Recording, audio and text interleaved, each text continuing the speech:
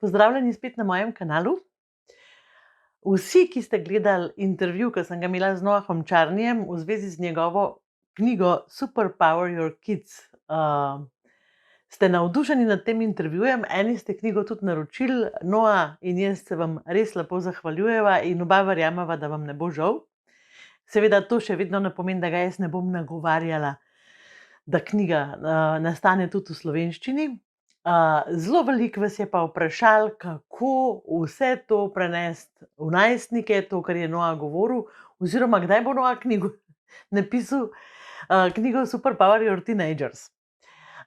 Jaz imam tukaj v bistvu en namig. Verjetno se bo s tem ukvarjal, ko bo imel izkušnjo. To se pravi, ko bo imel najstnici. Zaradi tega, ker kakor jaz njega poznam, on nikoli, on pravi, da dela stvari brez potruda. To pomeni, da dela stvari takrat, ko ga pokličejo, ko jih začuti, ko je za to motiviran, ko ga začne to zanimati, ko to raziskuje. To se pravi, če dobro pogledate, tudi on živi na tak način, kot uči svoje otroke. Glejte, to je vzorc. Biti radoveden, raziskovati, početi stvari brez potruda, brez da se bučeš zraven, tako da skoraj crkneš. Slovenci smo precej tako narejeni, da brez dela ni jela, brez muje se še čevelj ne obuje.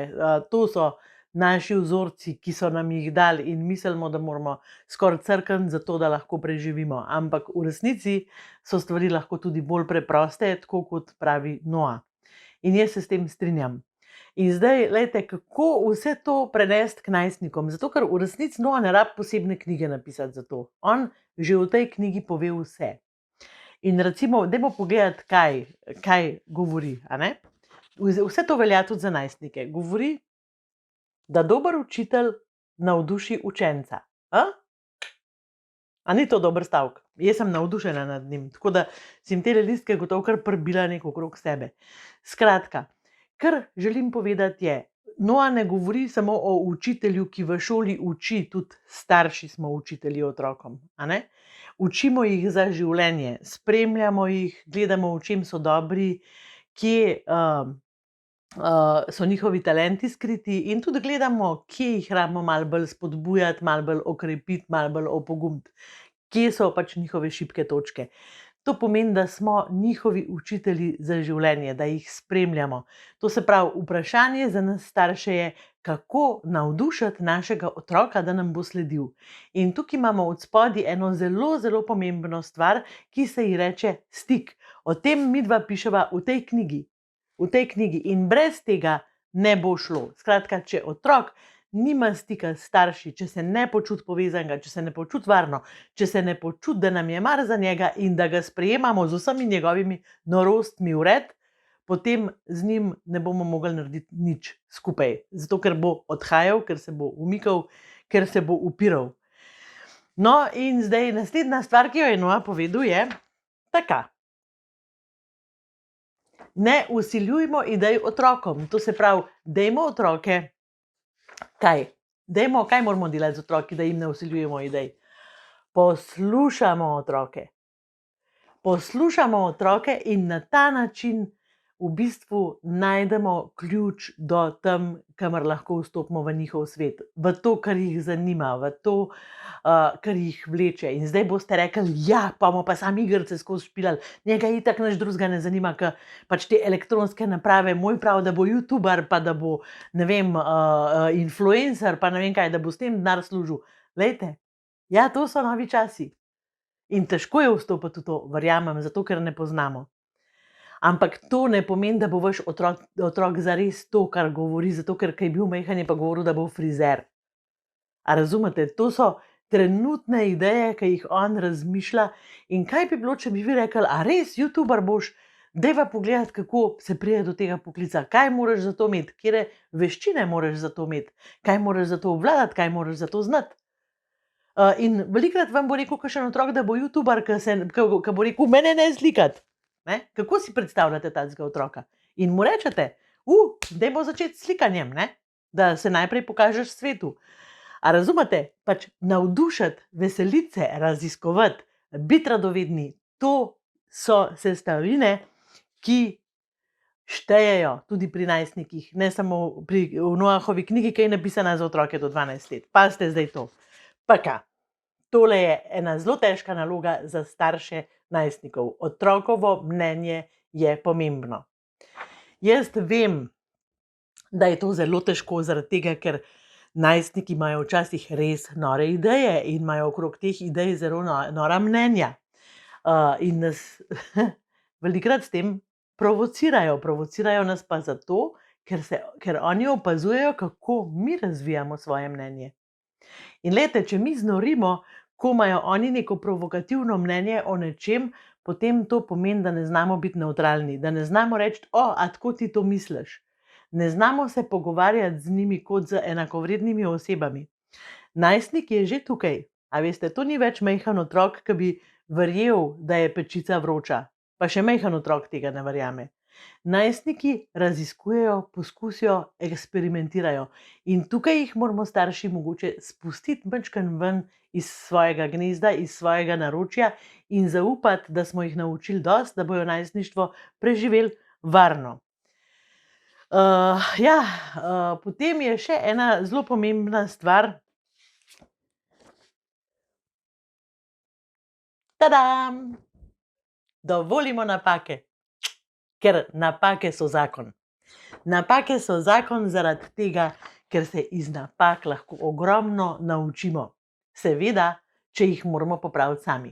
To se pravi, ko naš otrok naredi napako, ali se ustrašimo, pa rečemo, joj, to se ne bi smelo zgoditi, trpel bo in hitro popucamo, popravimo, zrihtamo, da še on sploh opazil ni, da je naredil napako.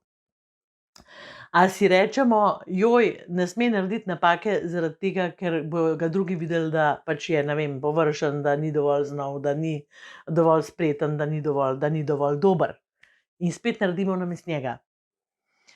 Ali rečemo, tole se ti je pa ponesrečilo. Kako boš to popravil? Torej, kakšen imamo mi odnos od napak? Seveda je pomembno, kakšen imamo vzorec do napak, kako so nas vzgajali do napak. Vse te odgovore najdete v navodilih za najstarše. Ampak pomembno je, da mi dovolimo, da se naš otrok uči iz izkušenj in da so to njegove izkušnje, ki jih je sam pridobil, in to so seveda lahko dobre izkušnje, lahko so pa tudi težke izkušnje. Ampak kdaj v življenju tako je? S tem otroka okrepimo za njegovo odraslost, okrepimo njegovo odgovornost in kar je zelo pomembno, ko otrok popravi napako, kaj se zgodi? Reče, wow, zmorem in gradi svojo samozavest. Čeprav je res za starše to včasih težko. Kaj nam je še Noa sporočil za otroke do 12 let?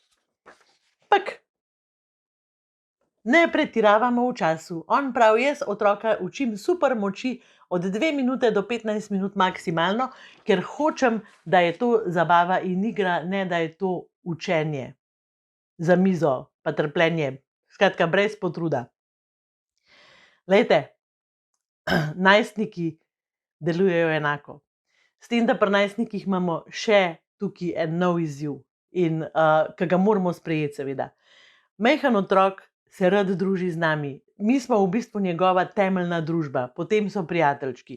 Pri najstniku se zgodi shift, se to obrne. In so prijatelji njegova temeljna družba, mi smo pa za zraven. Če si to zaslužimo, seveda. To pomeni, če imamo z najstnikom stik, če ga sprejemamo takšnega, kot je, če se znamo obuti v njegove čevlje brez groze in strahu, in seveda, če ne težimo non-stop. Zato ne smemo pretiravati v času. Pri najstniku se to ne dogaja vsak dan, tako kot pri majhnemu otroku. Če z njim preživite en zelo kvaliteten čas, enkrat na teden, tako da ste res skupaj, je to super, super stvar. Ob vseh ostalih obveznostih, ki jih seveda najstnik ima. In njegova obveznost so sigurno tudi prijatelji. In zdaj še tole, to je tudi Noa zaupal v zadnjem intervjuju, ki sva ga imela. Skratka, za učenje uporabljamo različne pripomočke. To pomeni, da ko se učimo, uporabljamo vso tehnologijo, internet, leksikone, knjige, glasbo, potovanja, izlete, vse, kar je na voljo za to, da pridobimo neko informacijo oziroma da pridobimo neko izkušnjo. Tako da najstniki so v bistvu drugačni od majhnih otrok samo v tem, da se jim zamenjajo majčkeno potrebe. To se pravi, oni rabijo več časa preživeti s prijatelji kot majhni otroci. To se pravi, to moramo zamenjati. Drugače pa so vse stvari enake. Rabijo stik, rabijo starše, ki jih navdušujejo, rabijo starše, ki jim je mar, rabijo starše, ki poslušajo, in rabijo starše, ki zdržijo marsikatero neumnost. Tako da to je vsa skrivnost, ki jo je treba dodati Noahovi knjigi za najstnike, in smo zmagali. Evo, v 10 minutah. Tako da super, mislim, da vam bo tale video všeč. Hotela sem vas majčkeno navdušiti za to, da kakšno spremembo naredite, in upam, da vam je naredil da vam je prišel kakšen aha moment, kakšna ideja, kakšna iskrica. Tako da se vidimo v naslednjem videu. Čau, čau. Pa še to. Poglejte si webinar, odziv pri otrokovih napakah. Tam noter imate o tem, kako se odzivati na napake, zelo veliko. Tako da veselo na delo.